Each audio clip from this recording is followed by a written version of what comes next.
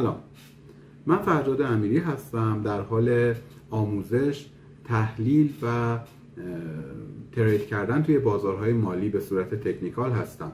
توی این کانال میخوام نتایج آموزش هایی که میبینم، چیزهایی که کسب میکنم، تجربیاتی که به دست میارم و به صورت ویدیو با شما به اشتراک بگذارم. توی ویدیو قبلی در مورد اندیکاتورها صحبت کردیم و اینکه اصلا اندیکاتورها چی هستن. توی این ویدیو میخوام 14 تا از بهترین اندیکاتورهایی که تو تحلیل تکنیکال استفاده میشه معرفی بکنیم و حالا به صورت اجمالی یه نگاهی به اصطلاح نحوه کار این اندیکاتورها، چطور سیگنال میدن این اندیکاتورها به ما و ما چطور میتونیم از این اندیکاتورها استفاده بکنیم یا حتی اینا رو با همدیگه ترکیب بکنیم. با من همراه باشید. یکی از مهارت‌های لازم برای داشتن معاملات موفق توی بازارها توانایی تجزیه و تحلیل قیمته.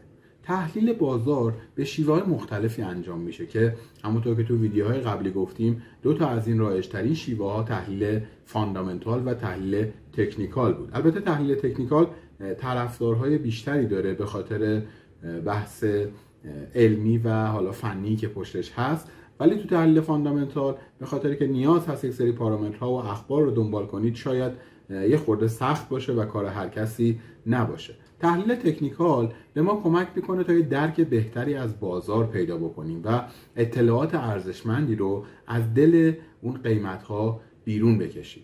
اندیکاتورهای تحلیل تکنیکال یکی از ابزارهایی هستن که با همین هدف توسعه داده شدن و به ما اجازه میدن که از زاویه متفاوت به بازار نگاه کنیم. توی ویدیویی که در مورد اندیکاتورها ساختیم، ویدیوی قبلی، گفتیم که اندیکاتورها نکات پنهان نمودار قیمت رو به ما نشون میدن. هر اندیکاتور فرمول و محاسبات خاص خودشو داره و برای هدف خاصی طراحی شده. با کمک اندیکاتورها میتونیم نقاط ورود و خروج معاملمون رو با اطمینان بیشتری انتخاب بکنیم. یعنی اون تحلیلی که انجام میدیم، اندیکاتورها کمک میکنن به ما که ما اطمینان بیشتری داشته باشیم برای جزئیات اون تحلیلمون و بتونیم درک بهتری داشته باشیم از اون روندهای قیمتی که توی بازار هست. توی این ویدیو میخوایم 14 تا از بهترین و معروفترین اندیکاتورهای تحلیل تکنیکال رو بررسی بکنیم و معرفی بکنیم و حالا هر کدوم از اونها بگیم که توسط چه فرمولی محاسبه میشن و شیوه سیگنال گیری توسط اندیکاتورها چجوریه. خب منظور از اندیکاتور چیه؟ قبل اینکه بریم سراغ معرفی بهترین اندیکاتورها، بهتره ببینیم که اندیکاتور اصلا چیه و چه کاربردی داره. یک ویدیویی داشتیم توی کانال، ویدیوی قبل از این فکر کنم بود، معرفی اندیکاتورها و به صورت کامل با مفاهیم اندیکاتورها، با انواع اندیکاتورها و نحوه استفاده اون تو پلتفرم‌های مختلف آشنا شدیم. اندیکاتورها همونطور که گفتیم یکی از شاخص‌های تحلیل تکنیکاله که به تفسیر روندهای بازار، شناسایی نقاط ورود و خروج مناسب و یه درک بهتری نسبت به حرکت قیمت توی بازار کمک میکنه. در واقع اندیکاتور یه ابزاریه که با استفاده از فرمول‌ها و محاسبات ریاضی روی تاریخچه قیمت و حجم معاملات اطلاعات ارزشمندی رو از رفتار بازار در اختیار ما قرار میده. تریدرها و تحلیلگرای بازار از اندیکاتورها برای پیشبینی حرکات احتمالی قیمت در آینده استفاده میکنن. همونطور که گفتیم اندیکاتورها منحصر به یک بازار خاص نیستن و علاوه بر بازار مثلا ارزهای دیجیتال، توی بازارهای فارکس، بازار بورس، بازار طلا و بازارهای مالی میتونید استفاده بکنید از اونها. تعداد اندیکاتورها که توی تحلیل تکنیکال استفاده میشن خیلی زیاده و هر کدوم از اونها یک کاربردی دارن. برای مثلا یه اندیکاتوری بود توی ویدیوی قبلی گفتیم مووینگ اوریج که به شناسایی سطوح حمایت و مقاومت کمک میکنه، یا یه اندیکاتور دیگه بود مکت که یک اندیکاتور اسیلیتوری بود که برای معامله تو روندها کاربرد داشت. در ادامه میخوایم بررسی بکنیم و ببینیم که چرا ما باید از اندیکاتور استفاده بکنیم. اندیکاتورها کاربردهای زیادی تو تحلیل تکنیکال دارن و به بهبود فرایند تصمیم گیری به تریدرها کمک میکنن. از اونجایی که قیمت لحظه‌ای بازار نوسان خیلی زیادی داره و ممکنه عواطف و هیجانات انسانی مثل ترس، طمع روی تصمیم‌های ما تاثیر بذاره، استفاده از اندیکاتورها کمک میکنه تا این سوگیری و جهتگیری انسانی به حداقل برسه. علاوه بر این میتونید از اندیکاتورها برای تایید سایر روش‌های تحلیلی هم استفاده بکنید. مثلا اگر بر اساس الگوهای کندلی و حالا سطوح حمایت و مقاومت یه تحلیل رویایی بازاری انجام دادیم، در صورتی که اندیکاتورها هم تحلیل ما رو تایید بکنن، میتونیم با یه اطمینان بیشتری تصمیم گیری کنیم و حالا ترید کنیم تو اون بازار. همچنین اندیکاتورها میتونن به انتخاب بهینه نقاط ورود و خروج و مدیریت ریسک، صرفه‌جویی در زمان و گرفتن بک تست تو استراتژی‌های معاملاتی مفید باشن. باید دقت داشته باشیم که صرفاً به سیگنالی که از یک اندیکاتور صادر میشه نمیتونیم متکی باشیم و بهتر از اندیکاتورها در کنار سایر ابزارهای تحلیلی و حالا استراتژی که داریم، داخل اون استراتژی از اندیکاتورها برای تایید گرفتن استفاده بکنیم. سوال بعدی که میخوایم مطرح بکنیم و به اون جواب بدیم اینه که بهترین اندیکاتور تو تحلیل تکنیکال کدوم اندیکاتوره؟ حالا که با مفهوم اندیکاتورها آشنا شدیم، این سوال تو ذهنمون پیش میاد که حالا بهترین اندیکاتور کدومه؟ از کدوم استفاده بکنیم؟ پاسخ این سوال بستگی داره به استراتژی معاملاتی که ما استفاده میکنیم. تعداد اندیکاتورهای موجود توی بازار خیلی خیلی زیاده و ما باید بر اساس نیازمون بهترین اونها رو انتخاب بکنیم. به همین دلیل ما توی این ویدیو میخوایم 14 تا از اندیکاتورهای معروف و خیلی تاپ رو بررسی بکنیم و با اونها آشنا بشیم و با ویژگی‌های هر کدوم از اونها آشنا بشیم. همچنین نحوه سیگنال گرفتن اونها و شیوه محاسبه و فرمولی که اون اندیکاتور استفاده میکنه هم میخوایم بررسی بکنیم. باید توجه داشته باشیم که وقتی از چارت‌های پلتفرم‌هایی مثلا نوبیتکس یا تریدینگ ویو یا فارکس متا تریدر استفاده میکنید، این اندیکاتورها به صورت آماده در اختیار ما قرار میگیرن. یعنی ما نیاز نیست کار خاصی انجام بدیم. توی ویدیو قبلی نحوه کار با اندیکاتورها رو دیدیم. تو پلتفرم هایی مثل نوبیتکس که برای ارزهای دیجیتال یک صرافی ایرانی بود و یا اینکه تریدینگ ویو که یک سایت مرجع و کاملیه برای تمام بازارهای مالی، یا متا تریدر که برای بازار فارکس استفاده میشد. بروکرهای بازار فارکس از متا تریدر استفاده میکردن. توی همام اونها ما میتونیم از این اندیکاتورها که آماده هستن استفاده بکنیم. خب توی این ویدیو برای اینکه درک بهتری از عملکرد اندیکاتورها داشته باشیم، نحوه محاسبه اونها رو به صورت خلاصه بررسی میکنیم. اما موقعی که داریم از این اندیکاتورها استفاده میکنیم تو پلتفرم‌ها، اصلا ما نیازی نیست محاسبه خاصی انجام بدیم. فقط کافیه اندیکاتور رو روی پلتفرممون قرار بدیم. همونطور که گفتیم دو مدل اندیکاتور داشتیم: اندیکاتورهایی که روی نمودار قیمت قرار میگرفتن و اندیکاتورهایی که پایین نمودار قیمت خودشون یک نمودار مجزا برای ما رسم می‌کردن که به اونا اسیلیتور میگفتیم. تو ویدیو قبلی میتونید با مفاهیم و جزئیات کامل این موضوع آشنا بشین و ویدیو رو ببینید. ولی ما توی به اصطلاح اندیکاتورهایی که تو پلتفرم ها استفاده میکنیم فقط نتیجه نهایی رو روی چارت میبینیم و بر اساس اون اطلاعاتی که اندیکاتور در اختیار ما میذاره میتونیم تحلیل خودمون رو انجام بدیم. خب بریم دونه دونه بررسی بکنیم اندیکاتورها رو و با هر کدوم از اونها آشنا بشیم. اندیکاتور شاخص قدرت نسبی یا RSI که مخفف Relative Strength Index، تو ویدیو قبلی با این اندیکاتور به صورت مختصر آشنا شدیم. اینجا میخوایم بیشتر در موردش صحبت بکنیم و به صورت کامل با اون آشنا بشیم.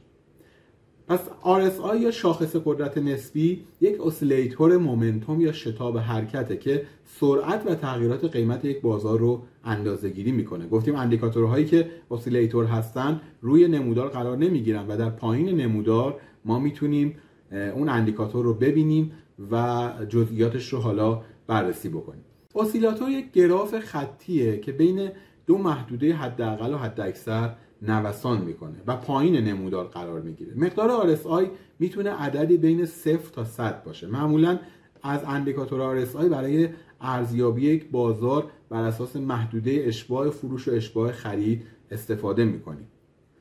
خب بریم سراغ این که ببینیم چطور محاسبه میشه RSI و چطور اندیکاتور RSI مقدار و اون نمودار رو برای ما بر اساس چه نوع محاسباتی رسم میکنه. برای محاسبه RSI اول باید مقدار قدرت نسبی رو از تقسیم میانگین سود به میانگین ضرر حساب بکنیم. بعد میایم که اون RS یا همون مقدار قدرت نسبی رو که حساب کردیم از تقسیم میانگین سود به میانگین ضرر میایم اون RS رو توی این فرمول قرار میدیم و از اونجا میتونیم RSI رو به دست بیاریم. 100 منهای 100 تقسیم بر 1 به اضافه اون RSی که به دست آوردیم. پس نحوه محاسبه RSI به این شکله. ما نیاز نیست فرمولش رو بلد باشیم یا خودمون محاسبه انجام بدیم. روی چارت وقتی شما اندیکاتور RSI رو قرار میدید، خودش این محاسبات رو انجام میده و در لحظه به شما مقدار اون RSI رو نشون میده و نمودارش رو رسم میکنه. ولی این فرمولش هست برای که حالا به صورت کلی آشنا باشیم باش و بدونیم به چه شکل محاسبه میکنه.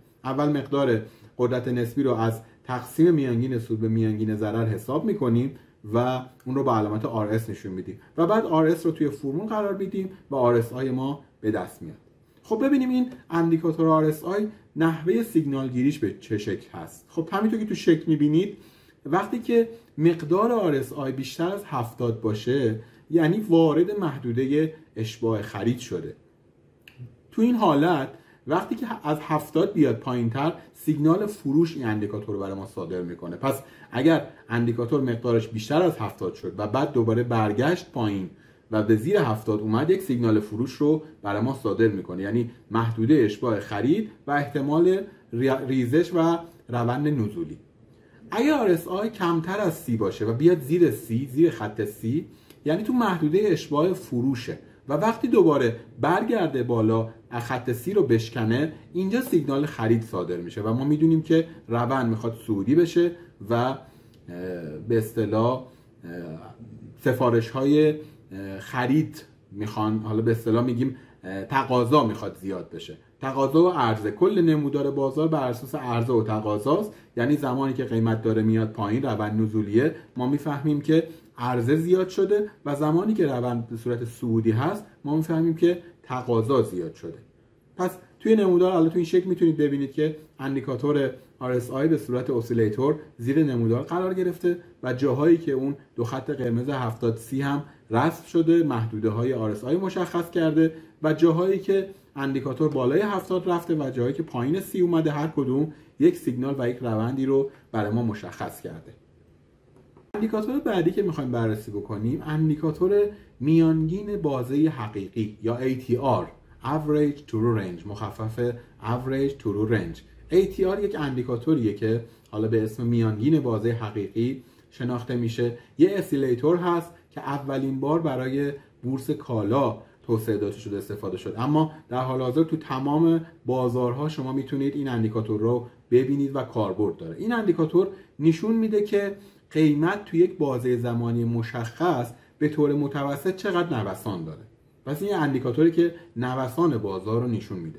وقتی نوسان‌های قیمت بزرگ و سریع باشه، مقدار ATR هم زیاد میشه. خب مثل اندیکاتور قبلی ببینیم فرمولی که برای محاسبه ATR اندیکاتور استفاده میکنه به چه شکل است. برای محاسبه ATR اول باید مقدار TR یا بازه حقیقی مشخص بشه. برای مشخص کردن مقدار TR باید 3 تا مقدار رو محاسبه بکنیم. بزرگترین اونها برابر خواهد بود با مقدار TR. اولین مقدار یا ولیویی که باید مشخص بکنیم بیشترین قیمت جاری منهای کمترین قیمت جاری. این میشه پارامتر و متغیر اول. متغیر دوممون میشه قدر مطلق بیشترین قیمت جاری منهای قیمت بسته شدن دوره قبلی و سومین پارامتر هم قدر مطلق کمترین قیمت جاری منهای قیمت بسته شدن دوره قبلی. خب برای محاسبه TR میایم از این فرمول استفاده میکنیم. TR True Range، ماکسیموم های منهای لو، ابستراکت یا قدر مطلق های منهای پریویس کلوز و ابستراکت قدر مطلق لو منهای پریویس کلوز. از این 3 تا پارامتر ماکسیمومش رو انتخاب میکنیم و وقتی که مقدار TR مشخص شد کافیه اون رو بر تعداد دورهای زمانی تقسیم بکنیم تا میانگین بازه حقیقی به دست بیاد. پس این هم شیوه محاسبه و فرمول اندیکاتور ATR. ما نیازی نیست فرمولا رو بدونیم، ولی حالا آشنا باشیم تا حدودی که این اندیکاتورها به چه شکل محاسبه میشن بد نیست، خوبه با مفاهیمش آشنا باشیم. خب نحوه سیگنال گیری این اندیکاتور چجوریه؟ توی ویدیوی قبلی مثال زدیم از اندیکاتور ATR. اینجا میخوایم به صورت کامل بگیم که سیگنال گیری از اندیکاتور ATR به چه شکلیه. اندیکاتور ATR وضعیت نوسان‌های بازار رو نشون میده. اندازه‌گیری نوسان بازار میتونه مشخص بکنه که سیگنال‌های خرید و فروش و میزان ریسک احتمالی معاملات ما به چه شکل است و میتونه توی این 3 تا مقوله به ما کمک بکنه. معمولاً تریدرها از این اندیکاتور برای مشخص کردن شدت نوسان بازار و گرفتن تاییدیه برای سایر ابزارها و اندیکاتورهای تکنیکال استفاده میکنن. پس علاوه بر اینکه ما گفتیم اندیکاتورها خودشون به عنوان مکمل برای استراتژی ها و تاییدیه گرفتن تو استراتژی و تحلیل های ما هستن، اینجا داریم که اندیکاتور ATR هم خودش یک مکملیه که میتونه توی اندیکاتورهای دیگه کمک بکنه. پس ما میتونیم از چندین اندیکاتور استفاده بکنیم به صورت همزمان برای تایید گرفتن از اون استراتژی و اون سناریویی که داریم. وقتی ATR زیاد میشه یعنی نوسان‌های بازار در حال افزایشه. حالا و برعکسش وقتی ATR کم میشه یعنی نوسان‌ها در حال کاهشه. در یه بازار خنثی معمولا ATR خیلی پایینه، اما وقتی قرار سطح حمایت یا مقاومت رو بشکنه ATR یه حرکت شتابداری رو آغاز میکنه و ما میتونیم متوجه بشیم که قراره توی بازار یک نوسانی اتفاق بیفته. و وقتی که ATR افزایش پیدا بکنه یا همون مقدارش زیاد بشه نشون دهنده همون حرکت شتابداری که توی بازار میخواد اتفاق بیفته. علاوه بر این میتونید برای خروج از معاملات نیز از ATR استفاده بکنید. از اونجایی که ATR نشون میده که قیمت به طور متوسط تو چه بازه‌ای نوسان میکنه، میتونیم حد سود و حد ضرر معاملات خودمون رو مضربی از ATR قرار بدیم. مثلا یه مثال مطرح بکنیم. فرض کنید که روی قیمت $30,000 قصد خرید بیت کوین داریم.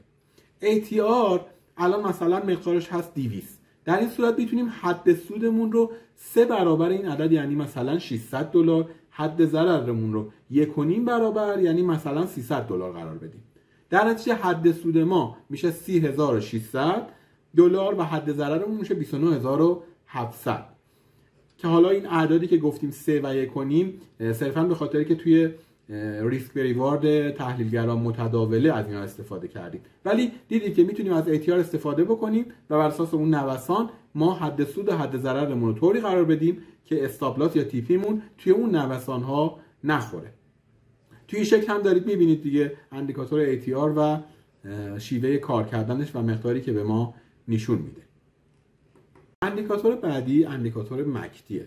توی ویدیو قبلی یک مختصری در مورد این صحبت کردیم. اندیکاتور مکت که حالا مخفف Moving Average Convergence Divergence مخفف این کلمه است که به معنی همگرایی و واگرایی میانگین متحرک به اصطلاح معروفه. همگرایی واگرایی میانگین متحرک همون اندیکاتور مکته.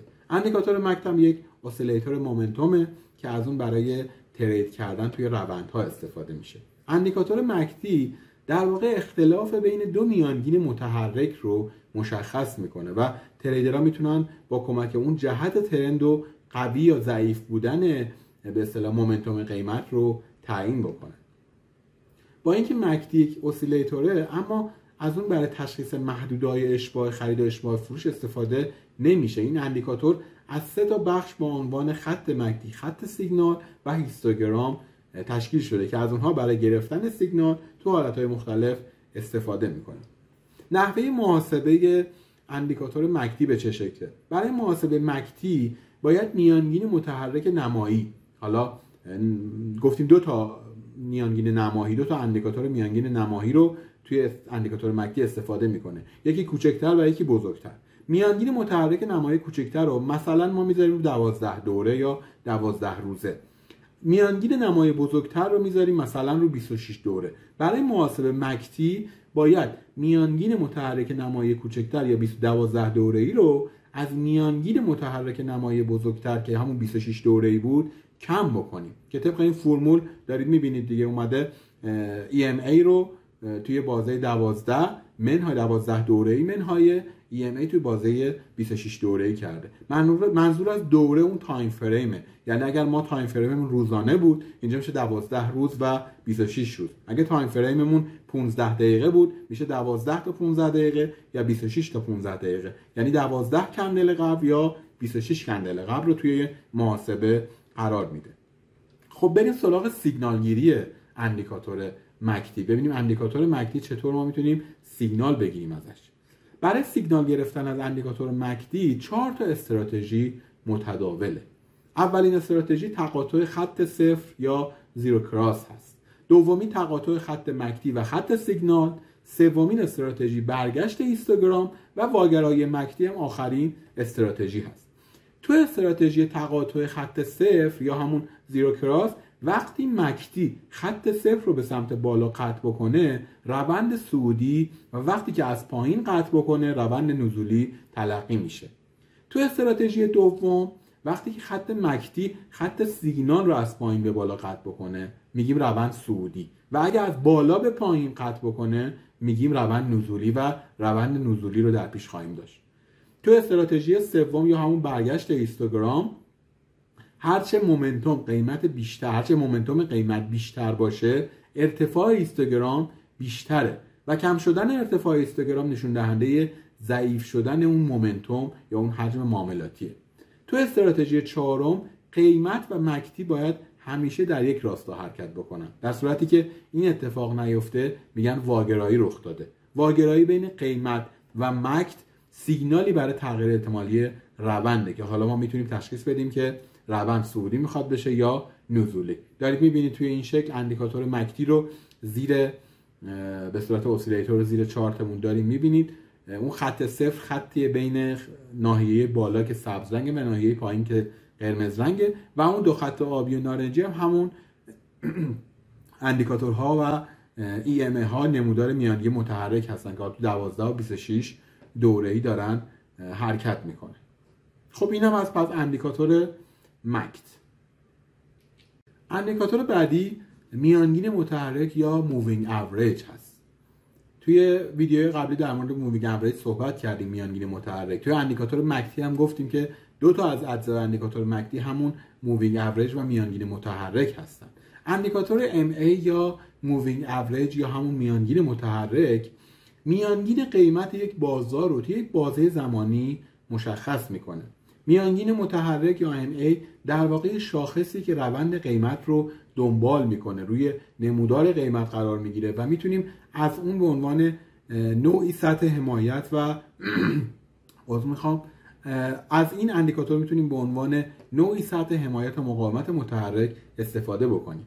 از این اندیکاتور میتونیم برای تشخیص شروع روند، دنبال کردن اون و تشخیص برگشت روند استفاده بکنیم. میانگین متحرک چندین مدل ما داریم که حالا توی مکتی یک مدلش رو باش آشنا شدید، EMA. اولین نوعی که داریم میانگین متحرک ساده یا Simple Moving Average، یک اندیکاتوری هست تحت عنوان SMA که از محاسبه میانگین قیمت‌های بسته شدن توی یک بازه زمانی مشخص به دست میاد. دومین مدل میانگین متحرک نمایی Exponential Moving Average یا با EMA نشونش میدن که بیشتر روی قیمت‌های اخیر تمرکز داره تا حالا اطلاعات بهتری نسبت به میانگین متحرک ساده ارائه بکنه. میانگین متحرک بعدی میانگین متحرک وزنداره Weight Moving Average یا EMA با اختصاص دادن مقادیری که به صورت خطی وزندار شدن موجب میشه که قیمت‌های اخیر در مقایسه با قیمت‌های قدیمی‌تر وزن و تأثیر بیشتری رو روی مقدار میانگین متحرک داشته باشن.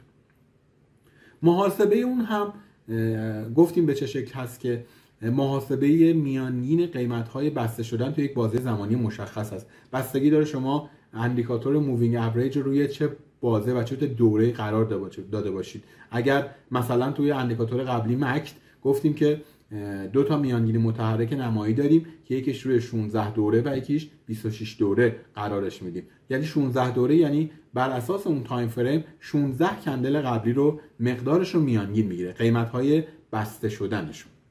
تفاوت اصلی تو محاسبه انواع میانگین متحرک اینه که تو میانگین وزندار به داده‌های جدید گفتیم وزن بیشتری داده میشه و یک جورایی از اون میانگین ساده متفاوته. خب سیگنال گیری توی این اندیکاتور ببینیم چجوریه و ما چطور میتونیم سیگنال های خودمون رو داشته باشیم. حالا ما چه از یک صرافی مثل نوبیتکس استفاده بکنیم، پلتفرمی که در اختیارمون میذاره، یا سایت خود مرجع تریدینگ ویو رو استفاده بکنیم، یا حتی متا تریدر برای بازارهای فارکس رو استفاده بکنیم، معمولا اندیکاتور میانگین متحرک به صورت پیش‌فرض توی لیست اندیکاتوراشون هستن. این اندیکاتورهایی که توی این ویدیو داریم بررسی میکنیم همه اندیکاتورهای معروفی هستن و همه پلتفرم ها اینا رو در بر میگیرن. خب سیگنال گیری با اندیکاتور مووینگ اوریج اینجوریه که هر جا قیمت با خطوط میانگین متحرک تلاقی داشته باشه یه سیگنال به ما میده. اگه قیمت خط میانگین متحرک رو به سمت بالا قطع بکنه، احتمال شروع روند صعودی خواهیم داشت. و حالا نمیگیم حتما، احتمال شروع روند صعودی خیلی بیشتره. میتونیم به عنوان یک سیگنال خرید تلقیش بکنیم. برعکس اون اگر به سمت پایین اون رو قطع بکنه، میتونه به معنای روند نزولی و سیگنال فروش باشه. توی این نمودار دارید میبینید دیگه، اومده با 4 نقطه شورت لاین و اون سیگنال هایی که نمودار قیمت و کراسش با اندیکاتور مووینگ اوریج داره به ما نشون میده رو نمایش داده. اولین که شورت داره نشون میده، میبینید که نمودار قیمت از اندیکاتور و خط مووینگ اوریج اومده پایین، یا اونجا که لاین داره نشون میده میبینید نمودار قیمت کراس کرده به سمت بالا، یا برعکس اون توی نقطه سوم کراس کرده به سمت پایین و نقطه چهارم به همین شکل. همچنین ما میتونیم از 2 تا میانگین متحرک با بازه‌های مختلف هم استفاده بکنیم. در این صورت اگر میانگین متحرک کوتاه‌تر میانگین دیگری رو به سمت بالا قطع بکنه، سیگنال خرید رو ما خواهیم داشت، و اگه به سمت پایین قطع بکنه، سیگنال فروش. دقیقاً از این کراس شدن 2 تا میانگین ما توی اندیکاتور مکدی استفاده می‌کردیم. اندیکاتور بعدی اندیکاتور باندهای بولینگر یا بولینگر باندز هست. اندیکاتور بولینگر باندز برای مشاهده نوسان‌های قیمت و شناسایی محدوده‌های اشباع خرید و اشباع فروش کاربرد دارن. تو این اندیکاتور ما 3 تا خط داریم. اولین خط میانگین متحرک ساده است، همون سیمپل مووینگ اوریج، که حالا به اصطلاح ما بهش میانگین نوار میانی میگیم توی این اندیکاتور، و یکی هم نوار بالایی و یکی هم نوار پایینی. تو این شکل میتونید ببینید نوار بالایی، نوار پایینی و نوار وسط یا همون نوار میانی. معمولا قیمت تمایل داره تو محدوده نوارهای بالایی و پایینی نوسان بکنه و با برخورد کردن به هر کدوم از اون نوارهای بالایی و پایینی به سمت دیگه هدایت بشه. یعنی دقیقاً انگار یک کانالی هست و قیمت توی این کانال تمایل داره که حرکت بکنه. برای محاسبه بولینگر بندز ابتدا باید یک میانگین متحرک ساده یا SMA رو روی چارتمون داشته باشیم. سپس باید انحراف معیار رو بر اساس تعداد دوره‌های میانگین متحرک به اصطلاح محاسبه بکنیم. حالا نمادش هم هست ST. برای نوار بالایی انحراف معیار رو به میانگین متحرک ساده اضافه می‌کنیم و برای نوار پایینی اونو کم می‌کنیم. یعنی دقیقاً ما میایم اون انحراف معیار رو استفاده می‌کنیم و مبنا قرار دادن اون SMA یا میانگین متحرک ساده و با بالا و پایین قرار دادن اون مقدار نوار به اصطلاح نوار بالای پایین رو هم میتونیم رسم بکنیم. پس شیوه محاسبه این هم خیلی ساده است. سیگنال گیری این اندیکاتور به چه شکل است؟ وقتی که نوسان‌های قیمت زیاد بشه، این نوارها پهن و وقتی حالا نوسان‌ها کم بشه نوارها باریک‌تر میشن. یعنی دقیقاً توی محدوده نوسان مشخص میکنه که عرض این اندیکاتور به چه شکل باشه و نوسان وقتی زیاد باشه فاصله نوارهای بالا و پایینی زیاد میشه و بالعکسش اگه کم بشه فاصله اونها کم میشه. باریک شدن نوارها یا حالا کلفت شدن نوارها اینا علائمی برای ما هستن. وقتی که باریک میشه نوار و نوارهای بالا پایینی باریک میشه، نشون میده که احتمال حرکات تند قیمت و حالا شروع یک روند جدید وجود داره. وقتی که نوارها از هم فاصله میگیرن، یعنی نوسان‌ها زیاد میشه، نشون میده که ممکنه یک روند جاری به پایان رسیده باشه. از طرفی میتونیم با استفاده از نوسان‌های قیمت بین 2 تا نوار نقطه مناسب رو برای کسب سود پیدا بکنیم. برای مثال وقتی قیمت به نوار پایینی برخورد میکنه سپس نوار میانی رو هم قطع میکنه به سمت بالا، حتما هدف بعدی اون یا احتمالاً هدف بعدی اون نوار بالایی خواهد بود. قطعا یا حتما رو ما نمیتونیم استفاده بکنیم. احتمالاً ممکنه که هدف بعدیش نوار بالایی باشه و باز برعکس اون اگه نوار بالایی رو تاچ کرد و برگشت از خط میانه عبور کرد به سمت پایین، احتمال داره که به خط نوار پایینی برسه.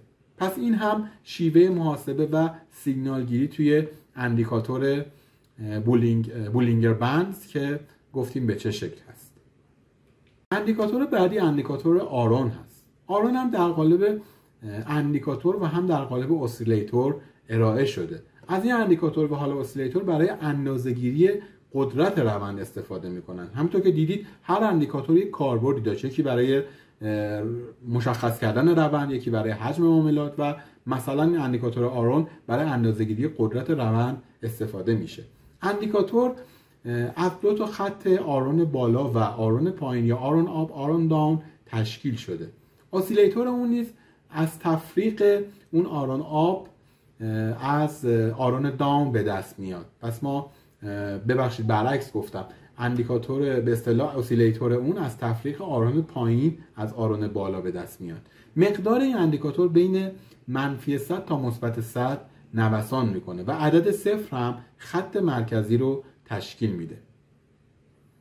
توی نمودار میتونید ببینید که اندیکاتور اسیلیتوری آرون داره بین دو تا به اصطلاح آرون آپ و آرون داون نوسان میکنه و مقدارشون هم بین -100 تا 100 هست.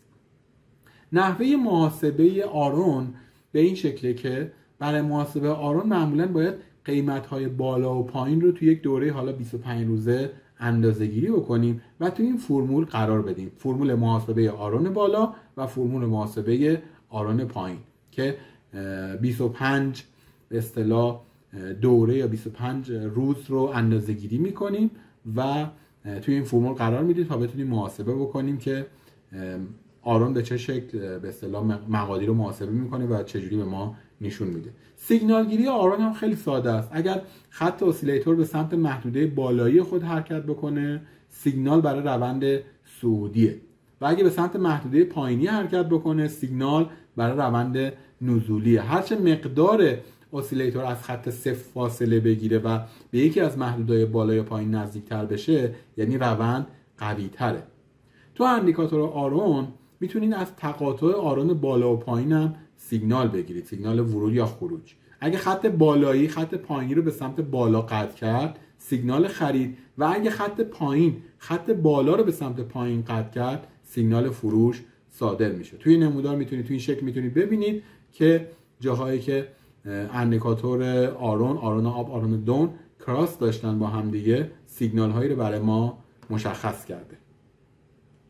یکی دیگه از اندیکاتورهایی که میخوایم معرفی بکنیم اندیکاتوری از تحت عنوان حجم تعادلی یا OBV بهش میگن، آن بالانس والیوم، مخفف آن بالانس والیوم، یا همون اندیکاتور حجم تعادلی. این اندیکاتور امکان پیشبینی تغییرات قیمت یک بازار رو با استفاده از تغییرات حجم فراهم میکنه. تو بازارهای مختلف از این اندیکاتور برای سنجش فشار خرید و فشار فروش توی اون بازار استفاده میکنن. به بیان ساده تر، این اندیکاتور حجم بازار معامله شده رو روی یک صرافی رو اندازه گیری میکنه و اون رو با حرکت قیمت توی یک بازه زمانی مشخص مقایسه میکنه. پس این اندیکاتور به اصطلاح پیشبینی تغییرات قیمت یک بازار رو برای ما داره که از تغییرات حجم استفاده میکنه برای اون پیشبینی که انجام میده. محاسبهش هم به این شکله که برای محاسبه OBV باید حجم روزانه معاملات رو مشخص بکنیم. حجم حجم معاملات روزانه رو از کجا بیاریم؟ میتونیم از صرافی‌ها یا سایت‌های مختلف اونا رو ببینیم. مثلا سایت نوبیتکس شما میتونید حجم معاملات اون روز رو توی اون صرافی ببینید، یا سایتی از تحت عنوان کوین مارکت کاپ شما میتونید توی اون سایت حجم به اصطلاح معاملات رو ببینید. همونطور که تو شکل میبینید تو این سایت وارد شدیم.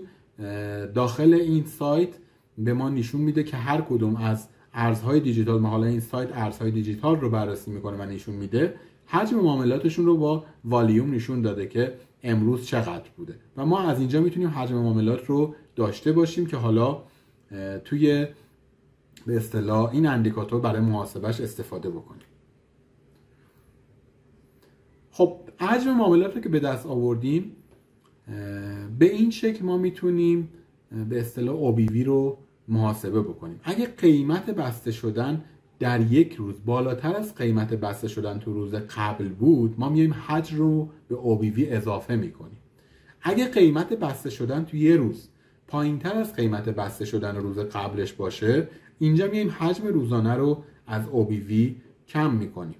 و در حالت سوم هم اگر قیمت بسته شدن توی یه روز مشابه قیمت بسته شدن روز قبل باشه، هیچ تغییری توی OBV ایجاد نمی‌کنیم. پس دقیقاً OBV میاد از حجم معاملات استفاده میکنه برای به اصطلاح نمایش این اندیکاتور. سیگنال گیری این اندیکاتور ببینیم به چه شکل هست. اگر حجم و قیمت بازار هر دو در حال افزایش باشن، یعنی فشار خرید خیلی زیاده و سیگنال صعودی به ما میده یا سیگنال خرید به ما میده. برعکس اون اگه حجم و قیمت هر دو رو به کاهش باشن، سیگنال برای حرکت نزولی هست و سیگنال فروش به ما نشون میده. توی شکل هم میتونید ببینید که این اندیکاتور به چه شکل داره محاسباتش رو انجام میده و به چه جوری داره به ما نشون میده. یک خط حجم و یک خط هم قیمت بازار هست. اندیکاتور بعدی اندیکاتور خط تراکم یا توزیع که با AD نشونش میدن. AD هم مخفف accumulation و distribution، یعنی تراکم و توزیع. یه اندیکاتور تراکمی یا تجمعی این اندیکاتور که از حجم و قیمت برای مشخص کردن تراکم یا توزیع بازار استفاده میکنه. در واقع این اندیکاتور به دنبال شناسایی واگرایی هاست که بین قیمت بازار و حجم اتفاق میافته. از این طریق هم سیگنالایی رو برای خرید و فروش به ما میده. محاسبه AD به چه شکل هست؟ توی 3 مرحله ما AD رو میتونیم محاسبه بکنیم. ابتدا باید ضریب گردش پول رو محاسبه بکنیم. بعد از اون باید مقدار به دست اومده رو در حجم ضرب بکنیم تا حجم گردش پول به دست بیاد. توی همون سایتی که توی اندیکاتور قبلی نشون دادیم، توی اون سایت شما حتی میتونید میزان گردش پول رو هم مشاهده بکنید، یا صرافی‌های دیگه هم که میزان حجم معاملات و گردش پولی که توی اون روز توی هر کدوم از ارزها هست، حالا ارز دیجیتال مثلا بیت کوین، شما میتونید ببینید هم میزان به اصطلاح گردش پول هم حجم معاملات رو به دست بیارید. مرحله سوم با استفاده از مجموع حجم گردش پول مقدار خط توزیع تراکمی یا ADL رو حساب میکنیم. خب 3 تا فرمول گفتیم یا 3 مرحله گفتیم که هر کدوم از اونها این فرمولش هست و شما میتونید طبق این فرمول ها هر کدوم از اون مقادیر رو به دست بیارید. سیگنال گیری اندیکاتور AD ببینیم به چه شکل هست. وقتی که قیمت و اندیکاتور هر دو در حال ایجاد قله‌های قیمتی جدید باشن، احتمالاً یک روند صعودی رو داریم. قله‌های جدید یعنی که قله بعدی بالاتر از قله قبلی باشه، یا سقف بعدی بالاتر از سقف قبلی باشه، یا نقطه مقاومت بعدی بالاتر از نقطه مقاومت قبلی باشه. این یعنی روند صعودی. وقتی هم که قیمت و اندیکاتور هر دو در حال ایجاد کف‌های قیمتی جدید باشن، روند نزولی، حالا کف جدید یا نقاط حمایت جدید پایین‌تر. حالتهای دیگه هم داره که اندیکاتور ما میتونیم استفاده بکنیم برای سیگنال گیری. مثلا اینه که اگه توی یک بازه زمانی مشخص اندیکاتور AD رو به بالا حرکت بکنه، احتمال بالا بودن تراکم یا فشار خرید در نتیجه شکستن قیمت به سمت بالا در آینده وجود داره. یا برعکس اون اگه توی یک بازه زمانی مشخص اندیکاتور AD رو به پایین حرکت بکنه، احتمال بالا بودن به اصطلاح عرضه یا هم فشار فروش در نتیجه شکستن قیمت به سمت پایین وجود داره. پس این هم 2 حالتی بود که ما بدون دخالت قیمت و فقط با همین اندیکاتور میتونستیم سیگنال بگیریم. از واگرایی‌های اندیکاتور ما میتونیم استفاده بکنیم برای سیگنال گیری. وقتی که قیمت به سمت بالا باشه و AD به سمت پایین حرکت کنه، یک واگرایی منفی رخ میده و احتمالاً روند صعودی متوقف میشه. وقتی که قیمت به سمت پایین حرکت کنه و AD به سمت بالا، اینجا واگرایی مثبت رخ میده و احتمالاً روند نزولی متوقف میشه و بعد از اون حالا روند صعودی ممکنه نمایش داده یا شروع بشه. خب تو این شکل هم میتونید دقیقاً اندیکاتور AD رو مشاهده بکنید و چیزی که به ما نشون میده. خب پس اینجا با اندیکاتور AD هم آشنا شدیم و با شیوه محاسبات و فرمول‌های این اندیکاتور و سیگنال گیریش هم آشنا شدیم. اندیکاتور بعدی اندیکاتور شاخص میانگین جهتدار یا ADX هست که مخفف Average Directional Index. ADX یا اندیکاتور شاخص میانگین جهتدار. اندیکاتوری که بر مبنای روند به اصطلاح قیمت کار میکنه. همونطور که از اسممون هم مشخصه، چیزی که بیشترین اهمیت رو توی این اندیکاتور داره جهت روند و به اصطلاح جهت قیمت یک بازاره. وقتی روند صعودی باشه شاخص جهتدار یا DI مثبته و هنگامی که روندم نزولی باشه شاخص جهتدار منفی خواهد بود. اون شاخص جهتدار رو دایرکشنال ایندکس رو با DI نشون میدن. این اندیکاتور به طور معمول از 3 تا خط مجزا تشکیل شده که به کمک اونا میتونین قدرت روند جاری قیمت رو مشخص بکنید. محاسبه این اندیکاتور به این شکله که بازه زمانی معمولا به 14 کندل یا میله تقسیم میشه. با این حال میتونید اون رو برای بازه‌های کوتاه‌تر یا بلندتر هم حالا رسم بکنید، ولی خودش میگه باید از یک بازه 14 کندله یا 14 دوره‌ای استفاده بکنید. اگه بازه کوتاه‌تری رو انتخاب بکنید خط ADX بسیار نوسان بیشتری خواهد داشت. حالت دوم یعنی که بازه بلندی انتخاب بکنیم خیلی زمان بره و نمیتونیم بگیم هنگام ترید کردن نمیتونیم به اون اتکا بکنیم. پس خودش میگه 14 کندل یا 14 دوره ما میتونیم اندیکاتور ADX رو بازه زمانیشو قرار بدیم و گفت که بیشتر یا کمتر قرار داده اون چه اتفاقی ممکنه بیفته. فرمول محاسباتی این اندیکاتور خیلی پیچیده است، اما اگه ما از صرافی‌هایی که حالا پلتفرم دارن مثل نوبیتکس یا تریدینگ ویو یا به اصطلاح حتی متا تریدر برای بازار فارکس استفاده بکنیم، این اندیکاتور به صورت پیش‌فرض در اختیار اون قرار میگیره و یه طبق این جدولی که دارید میبینید تعیین قدرت روند به کمک این اندیکاتور به این شکله که وقتی که اندیکاتور بین 0 تا 25 باشه یعنی عدم وجود روند یا روند ضعیف، وقتی که بین 25 تا 50 باشه یک روند محکم و قابل اطمینان و 50 تا 75 روند قوی رو نشون میده، 75 تا 100 هم روند بسیار قوی رو نشون میده. پس اندیکاتور ADX به صورت یک خط نمایش داده میشه و مقدار اونم بین 0 تا 100 هست که تو این جدول دیدیم که قدرت روند رو چجوری پیش بینی میکنه. اندیکاتور بعدی اندیکاتور استوکاستیک هست. اندیکاتور استوکاستیک یک اندیکاتور مومنتومه و حالا به اون اسیلیتور استوکاستیک هم میگن. یک اندیکاتور از نوع اسیلیتوریه. این اندیکاتور برای دنبال کردن مومنتوم یا سرعت قیمت استفاده میشه. یه قاعده پذیرفته شده تو بازار وجود داره که میگه مومنتوم قبل از قیمت تغییر جهت میده. مومنتوم منظور اون حجم معاملات هست. استوکاستیکی بر اساس این قاعده به اصطلاح به وجود اومده. این اسیلیتور بین اعداد 0 تا 100 نوسان میکنه. معمولا بازه زمانی اون رو 14 واحد یا 14 دوره در نظر میگیریم که بسته به هدف حالا اون تحلیلگر یا اون تریدر این واحد میتونه حالا روز باشه، هفته باشه یا ماه باشه، یعنی بر اساس اون تایم فریمی که انتخاب میکنه. روش محاسبه اندیکاتور استوکاستیک به این شکله که از تفریق کمترین قیمت 14 دوره گذشته از آخرین قیمت بسته شدن تقسیم بر بالاترین قیمت این بازمانهای کمترین قیمت ضرب در 100 به دست میاد. طبق این فرمولی که دارین میبینید ما از طریق این فرمول میتونیم اندیکاتور استوکاستیک و مقداری رو که به ما میده محاسبه بکنیم. پس ما 14 تا دوره حالا نشست قبلی رو میایم به اصطلاح کم میکنیم از آخرین قیمت بسته شدن. C مخفف همون کلوز و نشون دهنده قیمت بسته شدن هست.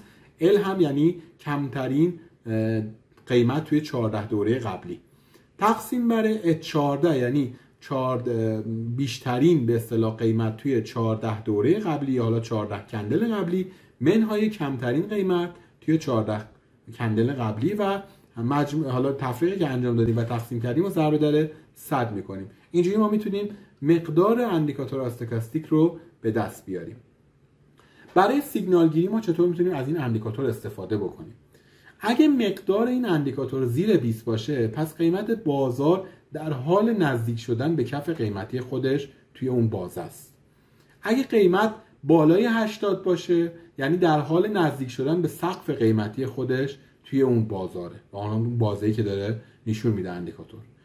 مشابه اندیکاتور RSI محدوده بالای 80 به عنوان محدوده اشباع خرید شناخته میشه و بعد از اون سیگنال فروش صادر میشه و مثل RSI باز محدوده زیر 20 نیز محدوده اشباع فروش محسوب میشه و سیگنال خرید اینجا صادر میشه. RSI حالا دو تا مقدار پیش‌فرضش 70 و 30 بود ولی اینجا از مقدار 80 و 20 به عنوان مقدار پیش‌فرض استفاده میکنه. همینطور که توی نمودار میبینید اندیکاتور استوکاستیک به صورت یک نمودار اسیلیتوری پایین نمایش داده شده و اجزایش رو دارید میبینید و شیوه نوسانگیری و سیگنالگیری هم توی این اندیکاتور به ما گفته شد. اندیکاتور بعدی که یک اندیکاتور جذاب هست تحت عنوان اندیکاتور الیگیتور یا همون تمساح. اندیکاتور الیگیتور رو شخصی به نام بیل ویلیامز که یک تریدر و تحلیلگر مشهور آمریکایی بود توسعه داد و معرفی کرد. از این اندیکاتور برای تایید روندهای جاری قیمت و جهت اصلی استفاده میشه. تریدرهای با تجربه از اندیکاتور الیگیتور برای ورود به معامله در خلاف جهت روند نیز استفاده میکنند. البته این کار همونطور که گفته شد برای تریدرهای با تجربه و حرفه‌ایه و افراد تازه کار اصلا توصیه نمیکنه که از این روش استفاده بکنن. این اندیکاتور از 3 میانگین متحرک با دوره‌های 5, 8 و 13 واحدی به عنوان فک، دندان و لب استفاده میکنه. پس 3 قسمت داره که 3 میانگین متحرک هستن که اینها رو تو دوره‌های 5, 8 و 13 به این نام‌ها میشناسیم: فک، دندان و لب. اندیکاتور الیگیتور بهترین اندیکاتور برای شناسایی دوره‌های روند و استراحت یا همون رنج زدن بازاره. خب اجزای این اندیکاتور گفتیم 3 میانگین متحرک هست. خط آبی این اندیکاتور که همون فک تمساح هست 1 میانگین متحرک با دوره زمانی 13 واحدیه که حالا 8 کندل به جلو منتقل شده. خط قرمز یا همون دندان تمساح میانگین متحرک 8 واحدیه که 5 کندل به جلو انتقال داده شده.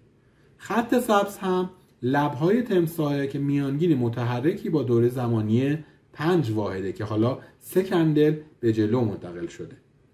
پس این از اجزا و رنگ‌های تشکیل دهنده این اندیکاتور.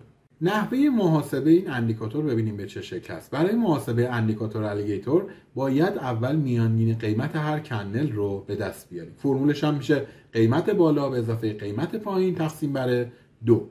بعد مقدار هر یک از خطوط فک، دندان و لب رو توسط این فرمول ها حساب میکنیم. خط فک قیمت میانگین 13 کندل یا میله که 8 واحد به جلو انتقال داده شده، این میشه خط فک این اندیکاتور. خط دندان قیمت میانگین 8 کندله که 5 واحد به جلو انتقال داده شده و خط لب هم قیمت میانگین 5 کندله که 3 واحد به جلو انتقال داده شده. پس این هم نحوه محاسبه این اندیکاتور و 3 خطی که داره تحت عنوان خط فک، خط دندان و خط لب. خب ببینیم از طریق این اندیکاتور چطور میتونیم سیگنال گیری کنیم. برای معامله به کمک اندیکاتور الیگیتور میتونیم از این روش‌های از این حالا به اصطلاح پارامترهایی که این اندیکاتور در اختیار ما میده استفاده بکنیم. وقتی خطوط سبز، قرمز و آبی هر 3 فک به اصطلاح هر 3 خط این اندیکاتور وقتی که اینا به هم نزدیک باشن یا در هم تنیده باشن روند خاصی توی بازار وجود نداره. توی این شکل میتونید 3 خط رو ببینید و حالا فاصله اونها و جهت اونها رو هم میتونید توی این مثالی که حالا توی این شکل میبینید مشاهده کنید. پس وقتی خط سبز و قرمز و آبی به هم نزدیک باشن یا در هم تنیده شده باشن اینجا روند خاصی توی بازار وجود نداره. وقتی خطوط قرمز و آبی توی یه جهت حرکت میکنن و خط سبز حالا از اونها عبور میکنه هر 3 اونها در نهایت در یک جهت حرکت خواهند کرد. پس این هم دومین سیگنال گیری که میتونیم داشته باشیم. وقتی خطوط قرمز و آبی توی جهت حرکت کنن خط سبز از اونها عبور بکنه یعنی که هر 3 اونها توی جهت دارن حرکت میکنن و ما میتونیم روند رو بر اساس اون پیش بینی بکنیم. تنها زمانی یک روند وجود داره که هر 3 خط با هم موازی باشن. اگر خط سبز بالای خط قرمز باشه و خط قرمز بالای خط آبی باشه یک روند صعودی رو به ما نشون میده و اگه ترتیب اونا برعکس باشه یعنی چی؟ خط سبز پایین خط قرمز و خط قرمز هم پایین خط آبی باشه اون موقع روند نزولیه. و از پرد شدن خطها و فاصله گرفتنش از همدیگه ما میتونیم تایید روند رو داشته باشیم. پس این هم اندیکاتور الیگیتور یا تمساح. اگه اشتباه نکنم اندیکاتور 11 که میخوایم بررسی بکنیم اندیکاتور ایچیموکو. که حالا ایچیموکو کینکو هیو اسم کامل اونه. یکی از اندیکاتورهای تحلیل تکنیکاله برای دنبال کردن روند بازار. یکی از اندیکاتورهای جذاب این اندیکاتور شاید تو نگاه اول خیلی پیچیده به نظر برسه، اما وقتی با اجزای اون آشنا میشید خیلی میتونید به راحتی از اون استفاده بکنید.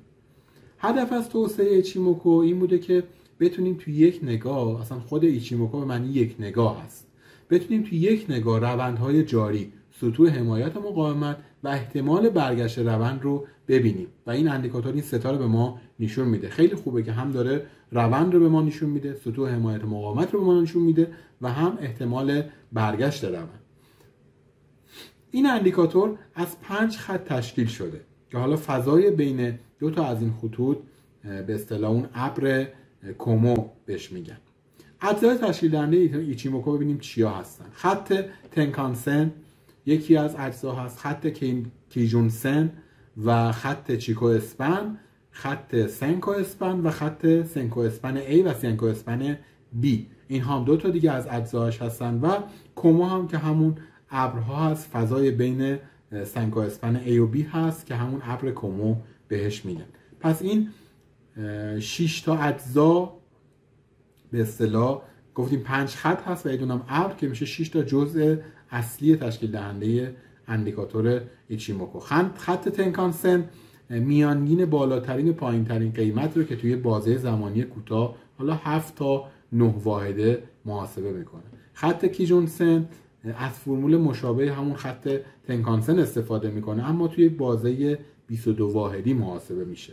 خط چیکو اسپن که به اصطلاح لگینگ اسپن هم بهش میگن، از ترسیم قیمت بسته شدن 26 کندل قبل حالا از آخرین قیمتی که الان هستیم به دست میاد. پس خط چیکو اسپن از به اصطلاح ترسیم قیمت بسته شدن اون 26 کندل قبلی به دست میاد.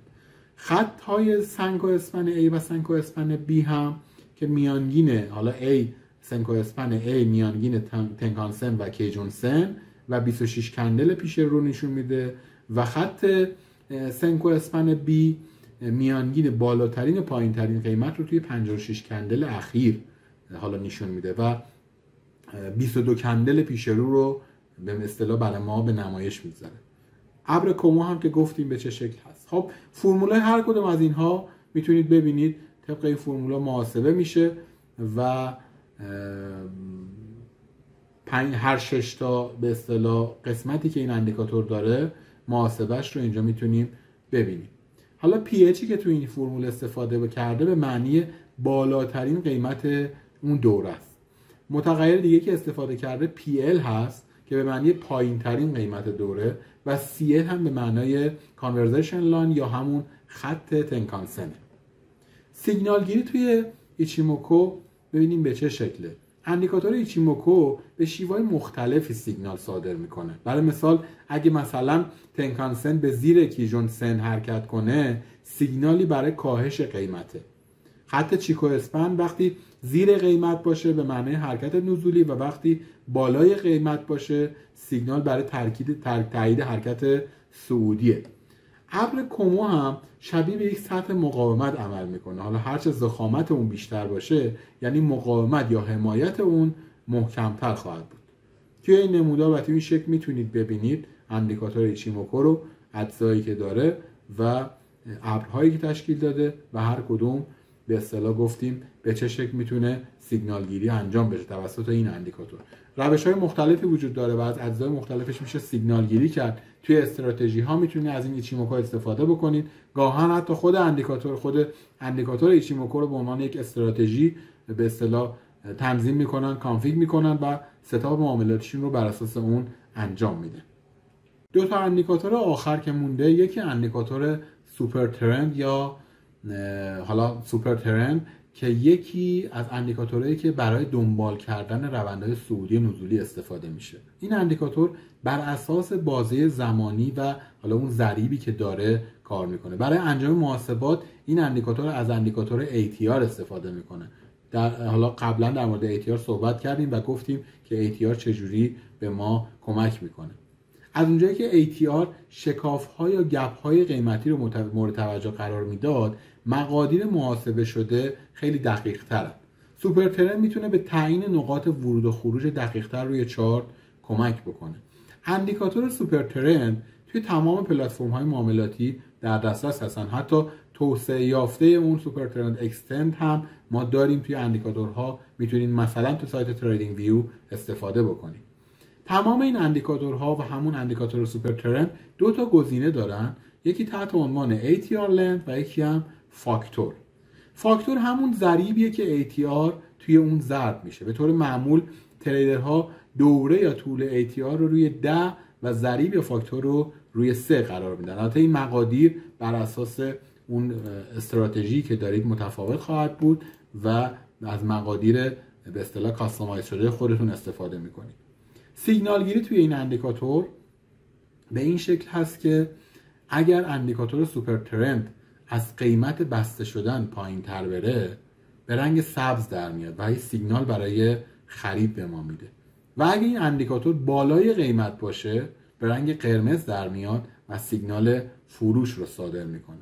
تو این شکل میتونید اندیکاتور سوپر ترند رو روی چارت اون ببینید و سیگنال هایی که داده رو میتونید ببینید که با لیبل بای و سل و رنگ سبز و قرمز مشخص کرده که کجاها سیگنال بای به ما داده و کجاها سیگنال سل. و آخرین اندیکاتوری که میخوایم بگیم شاخص حرکت جهتدار یا DMI هست. اندیکاتور DMI مخفف Directional Movement Index یا شاخص حرکت جهتدار برای تعیین جهت کلی قیمت یک بازار استفاده میشه. این اندیکاتور با مقایسه سقف‌ها و کف‌های قیمتی، حالا منظور سقف‌ها و کف‌های قیمتی قبله، به ما کمک میکنه تا جهت روند قیمت رو بهتر تشخیص بدیم. دو تا خط داره این اندیکاتور، یکی خط حرکت جهتدار مثبت یا DI مثبت، یکی هم خط حرکت جهتدار منفی یا DI منفی. یه خط اختیاری هم داره تحت عنوان DX که اختلاف بین این دو تا خط رو نشون میده. خط DI مثبت و DI منفی رو DX به ما اختلافش رو نشون میده. برای محاسبه DMI باید اختلاف بین سقف جاری و سقف پیشین قیمت که حالا بهش میگیم های دیف و کف قبلی و کف جاری قیمت رو که حالا لو دیف اگه در نظرش بگیریم، این دوتا رو حساب میکنیم و با هم دیگه مقایسه میکنیم. اگر مقدار های دیف بیشتر باشه متغیر DMI پلاس یا DMI مثبت برابر با های دیف میشه و متغیر DMI منفی برابر با 0. اگه لو دیف بزرگتر باشه DMI منفی برابر لو دیف میشه و DMI مثبت رو برابر 0 در نظر میگیریم. اگه هر دو مقدارم با هم برابر باشه یا اگه روندی در سقف‌ها یا کف‌ها مشاهده نشه هر دو مقدار ما اینجا برابر 0 قرار میدیم. نحوه سیگنال گیری این اندیکاتور رو با هم دیگه ببینیم به چه شکل ما میتونیم از این اندیکاتور سیگنال داشته باشیم. خطوط این اندیکاتور سیگنال های خرید یا فروش رو به این شکل صادر میکنه. اگه دیای مثبت بالاتر از دیای منفی باشه فشار رو به بالا خیلی بیشتر از فشار رو به پایین قیمته. اگه دیای منفی بالاتر از دیای مثبت باشه فشار قیمت به سمت پایینه. برخورد این دو تا خط دیای مثبت و دیای منفی میتونه سیگنال برای خرید یا فروش باشه. برای مثال اگر دیای مثبت خط دیای منفی رو به سمت بالا قطع بکنه نشون دهنده شروع یک روند صعودیه. هرچه فاصله بین این دو تا خط بیشتر باشه روند قیمت هم قوی تره. تو این شکل میتونید ببینید اندیکاتور به اصطلاح DMI و خطوطی که داره که گفتیم یکی از خطوط اختیاری هست و نحوه سیگنال گرفتن از این اندیکاتور رو هم با هم دیدیم که تو 4 حالت ما میتونستیم از این اندیکاتور سیگنال بگیریم. خب ما اینجا 14 تا اندیکاتور رو به صورت اجمالی بررسی کردیم، نحوه محاسباتش و سیگنال گیریش رو به صورت خیلی عمومی بررسی کردیم. هیچ اندیکاتوری به صورت تخصصی ما صحبت نکردیم در موردش که خیلی دقیق بیایم حالا با جزئیات یا استراتژی های از این اندیکاتورها تو استراتژی ها استفاده بکنیم. هدف ما این بود که با این 14 اندیکاتور آشنا بشیم و تو استراتژی خودمون از این اندیکاتورها استفاده بکنیم. حالا چگونه میتونیم بهترین اندیکاتور رو برای تحلیل تکنیکال خودمون استفاده بکنیم؟ سوالی که اول ویدیو مطرح شد. تعداد اندیکاتورها هم تو که گفتیم خیلی خیلی زیاده. هر کدوم از اونها یه هدف خاصی رو داشتن و با یه هدف خاصی توسعه داده شدن. به همین دلیل انتخاب بهترین اندیکاتور برای تحلیلگران تکنیکال خیلی خیلی خیلی بستگی داره به استراتژی معاملاتی و نیاز اون تریدر یا اون تحلیلگر. اول باید مشخص بکنید که برای چه کاری به اندیکاتور نیاز دارید تا بتونید از میان گزینه‌های موجود مناسب‌ترین اونا رو انتخاب بکنید. برای مثال اگه میخواید محدوده‌های اشباع خرید و فروش رو بدونید، میتونید از بولینگر بندز استفاده بکنید، یا از میانگین‌های متحرک میتونید برای ترسیم سطوح حمایت و مقاومت به شکل‌های متفاوتی کمک بگیرید. باید توجه داشته باشیم که اندیکاتورها در عین کاربردی بودن یه محدودیت‌هایی هم دارن و گفتیم که حتما باید از اونها در کنار سایر ابزارهای تحلیل تکنیکال یا استراتژی خودمون استفاده بکنیم.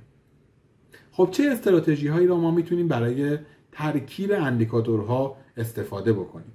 یکی از کارهای رایجی که ما حالا تریدرها انجام میدن ترکیب کردن دو یا چند اندیکاتور مختلفه. از اونجایی که هر اندیکاتور یک مزایا و معایب خاصی داره، میتونیم با ترکیب کردن اونها ضعف‌های هر کدوم رو با نقاط قوت بقیه همپوشانی کنیم و پوشش بدیم. اندیکاتورها رو میتونیم به شیوه‌های مختلفی با هم ترکیب کنیم تا حالا سیگنال ها و تاییدیه هایی که به ما میدن قوی تر باشه. ترکیب اندیکاتورها بستگی زیادی به استراتژی و اون نیاز معاملاتی ما داره. حالا از جمله استراتژیایی که تریدرها برای ترکیب کردن اندیکاتور استفاده میکنن میتونیم این 4 مدل رو بگیم. ترکیب کردن اندیکاتورهای دنبال کننده روند با اندیکاتورهای مومنتوم، ترکیب اندیکاتورهای نوسان با اندیکاتورهای حجم، ترکیب چندین اندیکاتور مشابه و ترکیب اندیکاتورهای دسته‌های مختلف. پس این 4 استراتژی بود که ما میتونستیم از اونها برای ترکیب اندیکاتورها استفاده بکنیم. ترکیب اندیکاتورهای روندی و مومنتومی یکی از استراتژی‌های رایجیه که تریدرها استفاده میکنن. مثلا میتونید میانگین متحرک رو برای شناسایی روند استفاده بکنید و RSI رو برای اندازه‌گیری قدرت روند استفاده کنید.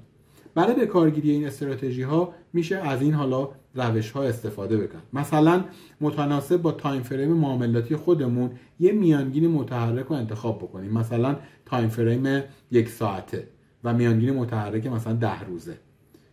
یکی از اندیکاتورها این باشه. یه اندیکاتور متناسب با بازار انتخاب میکنیم، مثلا برای خرید فروش بیت کوین میتونیم RSI انتخاب بکنیم.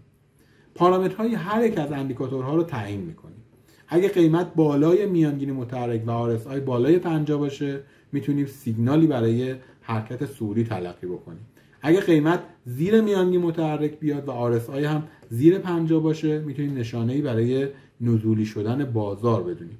توجه داشته باشیم که اگه سیگنال‌های صادر شده از اندیکاتورها با هم متناسب نبود بهتر وارد معامله نشیم و منتظر تاییدیه‌های بیشتر بمونیم. پس این یکی از روش‌های ترکیب کردن اندیکاتورها بود که با یک مثال دیدید که خیلی راحت میتونید از چند اندیکاتور استفاده بکنید برای به اصطلاح سیگنال گیری و تحلیل خودتون.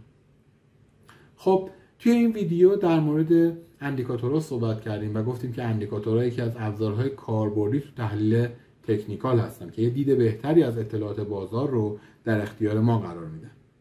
توی این ویدیو سعی کردیم خیلی خلاصه بهترین اندیکاتورهای تحلیل تکنیکال رو تو بازارهای مختلف، حالا از جمله بازارهایی که حالا کاربرد دارن، فارکس، بورس، طلا، کریپتو، معرفی بکنیم.